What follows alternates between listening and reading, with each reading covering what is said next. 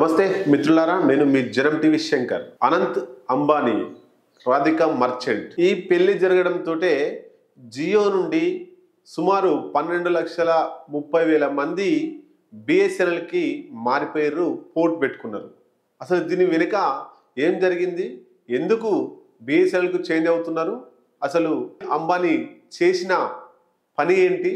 దానివల్ల జియో కస్టమర్లకు ఎందుకు విరక్తి వచ్చింది అనేటువంటిది మీ ముందు తీసుకొస్తున్నా. అయితే 2009లో యూపీఏ 2 గవర్నమెంట్ ఉంది. దాంట్లో ఉన్నటువంటి మంత్రులైనటువంటి డి రాజా, కనిమొళి వీళ్ళంతా కూడా కేంద్ర మంత్రులుగా ఉన్నారు. అప్పుడు 2G స్పెక్ట్రమ్ కుంభకోణం చేసిర్రు.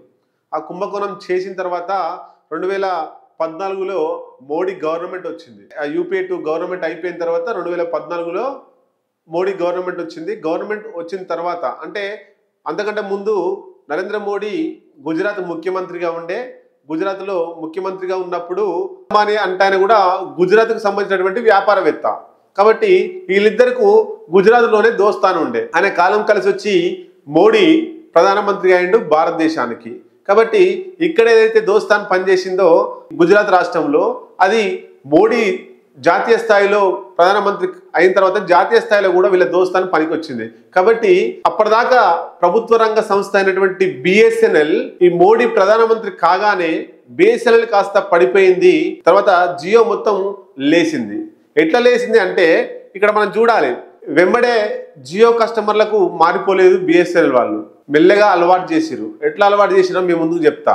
భారతదేశాన్ని బ్రిటిష్ వాళ్ళు పరిపాలించిర్రు. పరిపాలించే కంటే ముందు ఇక్కడ భారతీయులకు ఛాయ్ అంటే ఏంటో తెలియదు, టీ. కానీ వాళ్ళు వచ్చి ఛాయ్ని అలవాటు చేసారు భారతదేశంలో ఉండేటువంటి ప్రజలకు. ఎట్లా ముందుగా ఫ్రీగా పోయడం ప్రారంభించారు. ఏదో వేడిగా ఉంది, తాగితే కొంత మైండ్ షార్ప్ అవుతుంది అనేటువంటిది భారతదేశ ప్రజలంతా కూడా తాగడం స్టార్ట్ చేసారు. కేంద్రాలు ఏర్పాటు చేసారు, ఛాయ్ కేంద్రాలు, ఫ్రీ ఛాయ్ కేంద్రాలు. ఛాయ్ తాగొచ్చు అంటే అక్కడ పండేటువంటి తేయాకు, టీ పౌడర్ ఇదంతా కూడా భారతదేశంలో అమ్మడం కోసం, భారతదేశంలో మార్కెటింగ్ చేయడం కోసం ముందుగా ఛాయ్ని భారతదేశ ప్రజలకు ఫ్రీగా అలవాటు చేసిర్రు. ఫ్రీ ఛాయ్ పోసిర్రు. అది కాస్త అలవాటు అయిన తర్వాత, ఛాయ్కి అలవాటు పడిపోయిన తర్వాత టీ పౌడర్ అమ్మడం స్టార్ట్ చేసిర్రు. ఇప్పుడు మనం ఛాయ్ తాగుతున్నాం, మినిమం తక్కువ 10-20 రూపాయలు పెట్టి ఛాయ్ తాగుతున్నాం. అంటే అలవాటు అయింది కాబట్టి ఛాయ్ తాగాల్సి వస్తుంది. అదే పెద్ద పెద్ద హోటళ్ళు అయితే లేదా ఎయిర్పోర్ట్లు అయితే 200, 300, 500, ఇంకా మంచి మంచి హోటల్ అయితే 1000 రూపాయలు కూడా ఉంది టీకి. అంటే ఇదంతా కూడా వ్యాపారం కోసం మొదటగా ఫ్రీగా అలవాటు చేస్తున్నారు. తర్వాత మనం దిక్కు తోచని పరిస్థితులలో డబ్బులు పెట్టి కొనుక్కోవాల్సి వస్తుంది. జియో కూడా బిఎస్ఎన్ఎల్ కంటే ఎక్కువ ఫాస్ట్ నెట్ను ఎక్కువ ఫాస్ట్ ఇవ్వడం, తక్కువ డబ్బులకు ఫ్రీగా జియో నెట్ ఇవ్వడం, ఇది భారతదేశంలో ఉండేటువంటి ప్రజలకు ఈ అంబానీ అంటే ఆయన జియో కస్టమర్లను ఆకర్షించడం కోసం, జియో కస్టమర్లుగా మారడం కోసం ఆయన ఫ్రీ నెట్ పెట్టిండు, ఫ్రీ కాల్స్ పెట్టిండు. ఇదంతా పెట్టడం వల్ల ఒక సిమ్ ఉన్నా కానీ ఇంకో సిమ్ తీసుకొని, జియో సిమ్ తీసుకొని 2 సిమ్ములు మెయింటైన్ చేయడం జరిగింది. అట్లా కొంతమంది అయితే పోర్ట్ పెట్టుకొని బిఎస్ఎల్ నుండి జియోకు పోయిన వాళ్ళు ఉన్నారు. ఐడియా నుండి, ఎయిర్టెల్ నుండి, తర్వాత వోడాఫోన్ నుంచి వెళ్ళి అంతా కూడా జియోకి వచ్చిర్రు. ఇప్పుడు ఒక్కొక్కరు ఫోన్లలో 2 సిమ్ములు ఉంటాయి. అవన్నీ కూడా 2 సిమ్ములు కూడా జియోనే ఉన్నాయి. అయితే ఇదంతా నడుస్తున్న కాలంలో బిఎస్ఎన్ఎల్ గవర్నమెంట్ అయిపోయింది, దాని ప్రియారిటీ తగ్గింది. జియో అనేటువంటిది ప్రైవేట్ అయినా కూడా గవర్నమెంట్ సంస్థగా మారింది. ఎందుకోసం? మోడీ, అంబానీ, జాన్కత్ కూడా దోస్తులు కాబట్టి. ఒకానొక దశలో ఆ జియో మీద నరేంద్ర మోడీ ఫోటోలు పెట్టే స్థాయికి కూడా వచ్చిందంటే ఈ ఇద్దరు ఫ్రెండ్షిప్ ఏంటి, ఎంతవరకు వ్యాపారం చేస్తున్నారు అనేటువంటిది కూడా మనం ఆలోచించవచ్చు. ఇది ఇలా నడుస్తున్న క్రమంలో మోడీ బొమ్మ పెట్టిర్రు అంటే బిఎస్ఎన్ఎల్ వద్దన్నట్టే కదా. గవర్నమెంటే బిఎస్ఎన్ఎల్కి పర్మిషన్ ఇవ్వలేదు. అంటే 3G 4G కూడా లేదు. ఇప్పటికీ 3G వరకే ఉంది బిఎస్ఎన్ఎల్లో, 4G లేనే లేదు బిఎస్ఎన్ఎల్లో. వాస్తవంగా గవర్నమెంట్ సంస్థ బిఎస్ఎన్ఎల్, జియో కాదు. జియో ప్రైవేట్ సంస్థ. బిఎస్ఎన్ఎల్ లేపాల్సిన మోడీ జియోని లేపిండు. ఆటోమేటిక్గా బిఎస్ఎన్ఎల్ పడిపోయింది. మరి జియో అయితే 5 అయిపోయింది, 5G అయిపోయింది, 6Gకి వెళ్ళిపోతుంది. తర్వాత బిఎస్ఎన్ఎల్ అయితేనేమో 4G కూడా లేదు, 3Gలోనే కొట్టుమిట్టాడుతుంది. అంటే దానికి రావాల్సినటువంటి పర్మిషన్స్ అన్ని కూడా మోడీ ప్రభుత్వం కక్షగట్టి ఆపడం జరిగింది. బిఎస్ఎన్ఎల్కు రావాల్సినటువంటి లాభాలను ఒకానొక దశలో బిఎస్ఎన్ఎల్ను మూసివేసే కుట్ర కూడా మోడీ ప్రభుత్వం చేసింది. అయితే ఇక్కడ జూన్ 14 పార్లమెంట్ ఎన్నికలలో బీజేపీ గెలిచింది. నరేంద్ర మోడీ మూడోసారి ముచ్చటగా ప్రధానమంత్రిగా ప్రమాణ స్వీకారం చేసిండు. ఎగ్జాక్ట్లీ 1 మంత్ తర్వాత అంటే జూలై 3వ తేదీకి 20% జియో రేట్లు పెరిగినాయి. 20% జియో రేట్లు పెరిగినాయి. ఎందుకోసం? నరేంద్ర మోడీ వచ్చిండు, మళ్ళా ఆయన నాకు దోస్తే కాబట్టి ఎంత పెంచినా ప్రజలు అడగరని చెప్పేసి అని అనుకున్న మాట. మరి ఇక్కడ మనం చూడొచ్చు, జియో ఎక్కువ కస్టమర్లు జియోకు ఉన్నారు, తర్వాత ఎయిర్టెల్కు ఉన్నారు, అసలు బిఎస్ఎన్ఎల్ ఎన్నో కాడ ఉంది. అయితే ఇక్కడ మనం చూడొచ్చు హ్యాష్ ట్యాగ్ ఈ పెళ్లి జరుగుతుంది అంబానీ కొడుకు అనంత్ అంబానీ రాధికా మర్చెంట్ పెళ్లి జరుగుతూ ఉంది. వాళ్ళ జరిగినటువంటి ప్రీ వెడ్డింగ్ షూట్ దగ్గర నుంచి వెళ్ళి ఎంగేజ్మెంట్ దగ్గర నుంచి వెళ్ళి పెళ్లి వరకు ఉన్నటువంటి గ్యాప్ లో అంతా కూడా జనాలంతా కూడా చైతన్యమైనరు. ఎందుకోసం? వాళ్ళు పెట్టేటువంటి ఖర్చు, హంగులు, ఆర్భాటాలు, వాళ్ళ పెళ్లి పత్రిక కనీసం 4-5 లక్షల పెళ్లి పత్రిక విలువ గల పెళ్లి పత్రికలు వంచారు. అంటే ఇదంతా డబ్బులు ఎక్కడి నుంచి వస్తున్నాయి, మన నుంచెలే వస్తున్నాయి కదా అనేటువంటిది జియో కస్టమర్లు అనుకున్న మాట.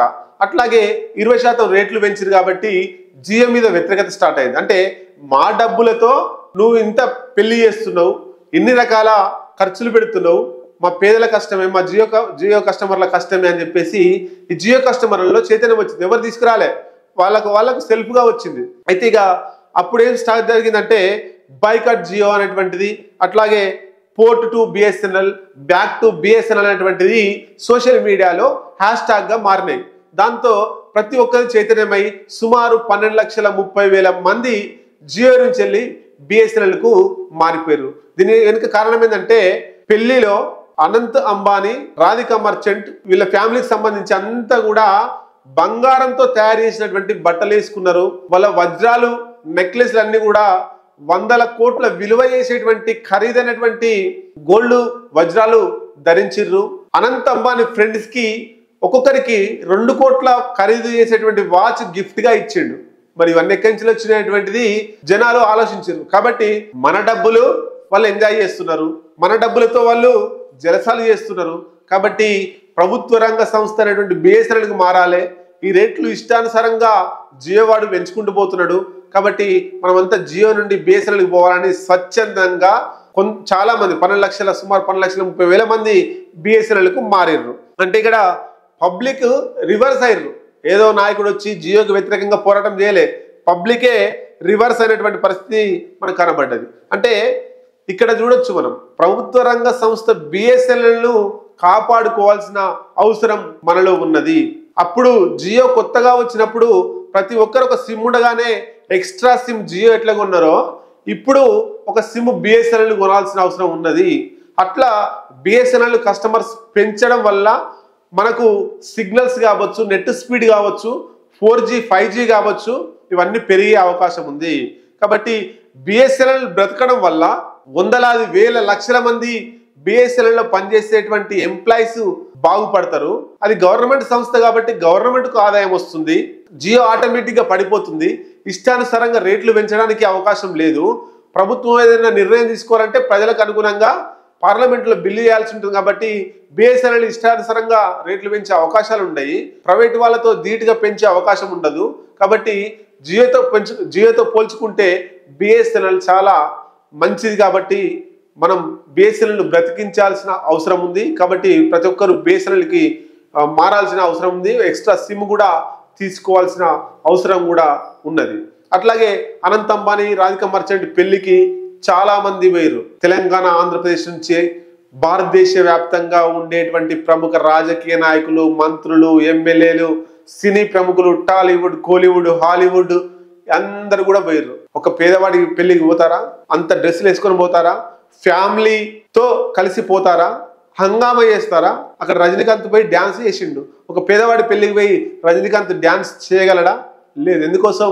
అలా డబ్బున్న పెళ్లికి వీళ్ళు పోతే వీళ్ళకు ఉన్నతనంగా ఫీల్ అవుతున్నారు. కానీ నిజంగా ఒక పేదవాడికి రజనీకాంత్ అభిమాని పెళ్లికి పోయి రజనీకాంత్ డ్యాన్స్ చేసిండా? చిరంజీవి కావచ్చు, ప్రభాస్ కావచ్చు, చాలా రకాల మంది పోయిర్రు. హీరో హీరోయిన్స్ కూడా పోయారు, తర్వాత రాజకీయ నాయకులు పోయారు. వాళ్ళందరూ కూడా తన అభిమానుల కోసం ఇంటికి పోయి ఏదైనా చేసిరా అనేటువంటిది మనం ప్రశ్నించుకోవాల్సిన అవసరం ఉన్నది.